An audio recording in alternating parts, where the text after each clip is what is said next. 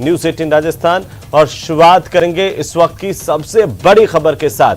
जयपुर नगर निगम greater महापौर के उपचुनाव को लेकर के बड़ी जानकारी है, जहां 10 नवंबर को वोटिंग होगी।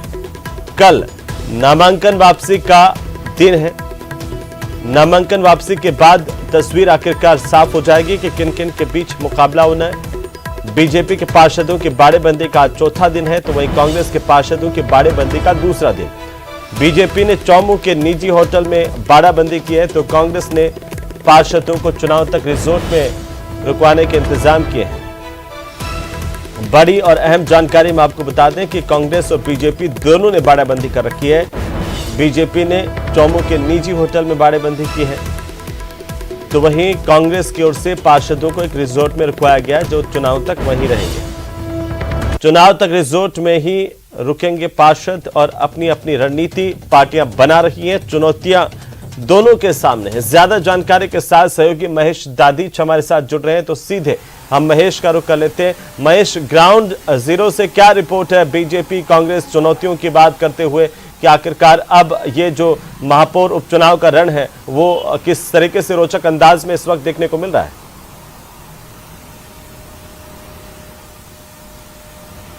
देखिए, बिल्कुल सबसे पहले तो मैं ये जानकारी दे देना चाहूँगा कि नामांकन वापसी भले ही कल होगी, लेकिन क्योंकि तस्वीर जिस तरह से साफ हो चुकी है कि अब रश्मि सैनी और हेमा सिंघानिया के बीच में, यानी बीजेपी और कांग्रेस के बीच में ही आमने सामने की टक्कर है, क्योंकि इनके अलावा और कोई प्रत्याशी है नहीं। जो दो नामांकन थे वो पहले ही खारिज हो चुके हैं, तो ऐसे में ये तस्वीर तो क्लियर है कि किस किस के बीच में यहाँ पर मुकाबला है। लेकिन इसके साथ ही जोड़ जुगत जो है और जो जीतने की गणित है उसको अभी यहाँ पर दोनों ही खेमों में बिठाया जा रहा है।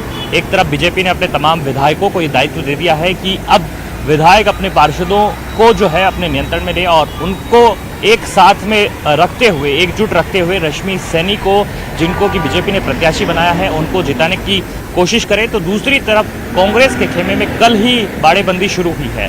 हालांकि अभी कांग्रेस नंबर गेम में काफ़ी पीछे है, लेकिन पूरी उम्मीदें कर रही है कि जिस तरह से विष्णु लाटा का जो प्रकरण हुआ था उसी तरह का प्रकरण यहाँ पर फिर से दोहराया जाएगा।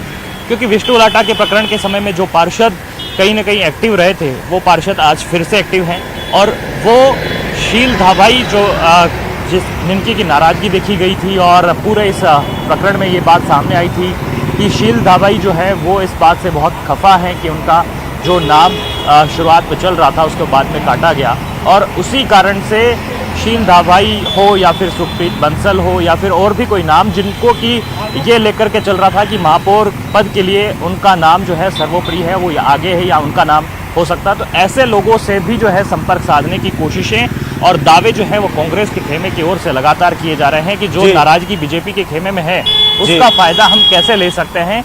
ये कांग्रेस के पार्षद और कांग्रेस के जो नेतागण हैं वो यहाँ पर बिठाए हुए हैं। कांग्रेस के जो तमाम पार्षद हैं उनकी बाड़ेबंदी मोहाना मानसरोवर में एक रिसोर्ट है वहाँ पर कल ही की गई थी।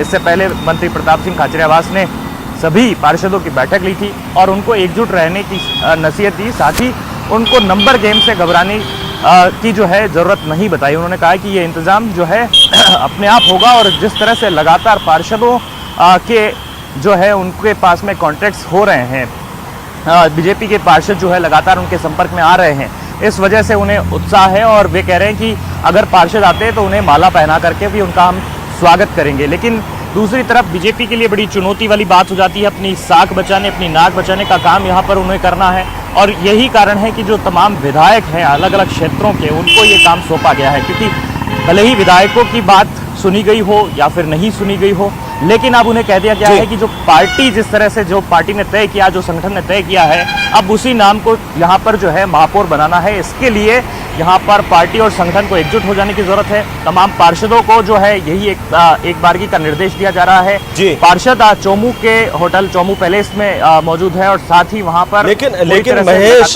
जब रश्मि सैनी के नाम का ऐलान किया गया, ये सामने आया कि रश्मि सैनी को इसलिए मैदान में उतारा गया क्योंकि विद्याधर नगर से भारतीय जनता पार्टी पार्टी के सबसे ज्यादा पार्षद जीत करके आते हैं और संख्या बल के हिसाब से। लेकिन एक बात लगातार चर्चाओं में रही महेश कि जो पार्षद भारतीय जनता पार्टी के उनमें से नाराजगी कुछ दिन पहले ही खुल करके सामने आई रश्मि सैनी को लेकर के, उनके पति को लेकर के, लाइट समिति की चेयरमैन रहते हुए कामों को लेकर के।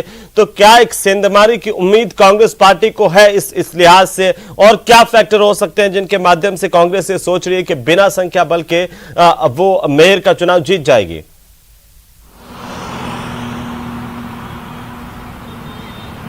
बिल्कुल आपने सही कहा कि जीत का आंकड़ा जिस तरह से 74 पार्षदों का है, क्योंकि 146 कुल वोटर्स होंगे और उसमें से बहुमत 74 का हासिल करना, तो ऐसे में कांग्रेस के लिए आसान नहीं है। दावे भले ही वे कर रहे हों, क्योंकि 53 के आसपास ही जो अभी उनका जो है यहाँ पर आंकड़ा सीधे तौर पर नजर आ रहा है। लेकिन वहीं जहां तक अगर बीजेपी की बात कर रहे हैं, तो बीजेपी के अगर एक साथ जो सभी संख्या बल देखा जाए तो आज भी 85 के आसपास में खुद उनके अपने पार्षद हैं, साथ में वे निर्दलीयों के होने की भी बात कर रहे हैं। लेकिन किस तरह से निर्दलीयों को मनाने में जो है कांग्रेस कामयाब हो जाती है, और किस तरह से बीजेपी के 1 दर्जन करीब 12 जो सदस्य हैं वो अगर कांग्रेस के खेमे में नजर आए, तब जाकर के कांग्रेस की कोई बात यहां पर बनती हुई दिखाई दे रही है। लेकिन एक सवाल आपने जो महत्वपूर्ण पूछा, मैं उसका भी जवाब यहां देना चाहूंगा। आपने कहा कि रश्मि सैनी के नाम को लेकर के पार्षदों में जिस तरह से कुछ समय पहले ये बात सही है कि यहाँ पर जो घटनाक्रम देखा गया था वो लाइट कमेटी की जो है डिस्ट्रीब्यूशन और उन तमाम जो विद्युत समस्या से जुड़े हुए मुद्दे थे उनको लेकर के देखा गया था, और उसमें पार्षदों ने असंतोष व्यक्त किया था। इस दौरान में काफी गर्मागर्म बहस हुई थी और तकरार हुई थी। ये बात सही है कि अंदर खाने जो है पार्षदों के भीतर में भले ही इस नाम को लेकर के किसी भी तरह की चर्चा हो, लेकिन पार्टी लाइन के इतर जाने को लेकर के जो पार्षद हैं वो किस रूप में सामने आ पाएंगे, ये कह पाना भी जो है मुश्किल है। क्योंकि पार्षदों को साफ तौर पर चेताया जा रहा है कि पार्टी के खिलाफ में अगर अविश्वास वे जाहिर करते हैं या पार्टी से वे किनारा करते हैं, तो पार्टी उन्हें जो है जरूर दंड देगी। और ये बात जो है उनको कान खोल करके बता दी गई है। तमाम जो पार्षद हैं उनके मोबाइल रखवा लिए गए हैं और कह दिया गया है कि कोई भी किसी तरह का जो संपर्क है वो नहीं करेगा। विधायकों ने कह दिया है कि जो भी पार्षद उनके संपर्क में हैं वे किसी से बात नहीं करेंगे। उनके मोबाइल लगातार स्विच ऑफ आ रहे हैं। अब केवल और केवल कांग्रेस के ऊपर यह निर्भर करता है कि बीजेपी के खेमे से वे कितनी सेंध मार करके कामयाब। लेकिन जिस तरीके से ये कहा जा रहा महेश की मतलब एक दिन पिछली रात की बात की जाए कि पिछली रात को ही 2 बड़े ग्रुप, एक विधायक और दूसरे ग्रुप के बीच में तनातनी हुई, तू में हुई, और इसके बाद एक ग्रुप के पूरे मोबाइल रखवा लिए गए। कितनी सच्चाई है इसमें, और क्या इसका फायदा कहीं ना कहीं बीजेपी को मिल सकता है? जिस तरीके से अगर फूट बढ़ती हुई दिखाई दे रही है भारतीय जनता पार्टी के भीतर मेयर को लेकर के।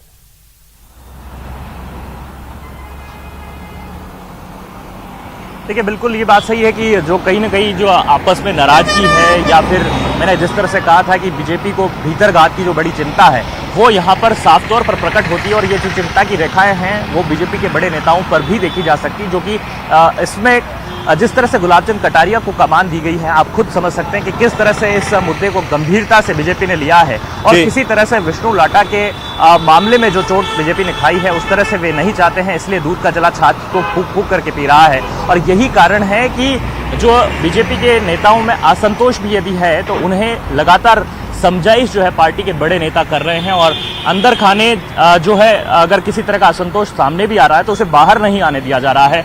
जो पार्षद हैं उनको ये कहा जा रहा है कि किसी से बातचीत नहीं करें, लेकिन जो कुछ सोर्सेज हैं उनके जरिए बात सही सामने आई भी है कि कई जो पार्षद हैं और उनके जो विधायक हैं उन्होंने एक दूसरे से असंतोष व्यक्त किया है, आपस में बहस भी हुई है। लेकिन जिस तरह से पार्टी के जो बड़े नेता है वो लगातार इस मसले पर उन्हें चुप्पी साधने और 10 तारीख तक पूरी तरह शांत रहने की जो बात है, नसीहत जो है वो लगातार यहाँ पर देते हुए सामने आए हैं। और जिस तरह से मोबाइल रखवा लिए गए हैं उससे अब किसी का जो संपर्क है बीजेपी के पार्षदों का वो करना जो है वो आसान नहीं हो रहा। लेकिन ये बात सही है कि अभी भी कई पार्षद जो है उस बाड़ेबंदी से दूर चल रहे हैं। बीजेपी के लिए वो भी चिंता का विषय है।